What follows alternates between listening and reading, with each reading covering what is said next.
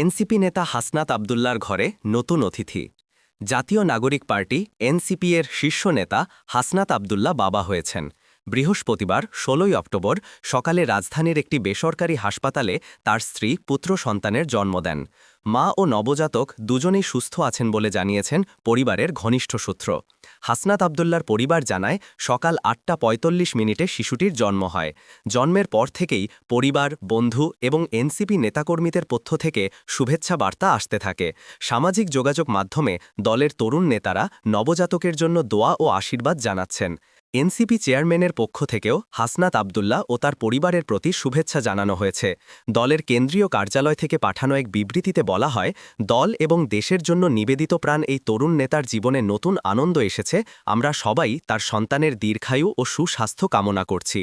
রাজনৈতিক অঙ্গনে হাসনাত আবদুল্লা পরিচিত তরুণ নেতৃত্বের প্রতীক হিসেবে এনসিপির সাংগঠনিক কাজে তিনি দীর্ঘদিন ধরে সক্রিয় ভূমিকা পালন করছেন। দলের নীতি নির্ধারণে তার গুরুত্বপূর্ণ উপস্থিতি রয়েছে। পুত্র সন্তানের আগমনে উচ্ছ্বসিত হাসনাত আবদুল্লা তার সামাজিক যোগাযোগ মাধ্যমে লিখেছেন, আলহামদুলিল্লাহ, মহান আল্লাহর অশেষ কৃপায় আমি বাবা হয়েছি, সবাই আমার সন্তানের জন্য দোয়া করবেন। পরিবার জানিয়েছে, মা ও নবজাতক বর্তমানে চিকিৎসকদের তত্ত্বাবধানে আছেন এবং দুজনেই সম্পূর্ণ সুস্থ। কয়েকদিনের মধ্যেই তারা বাসায় ফিরবেন।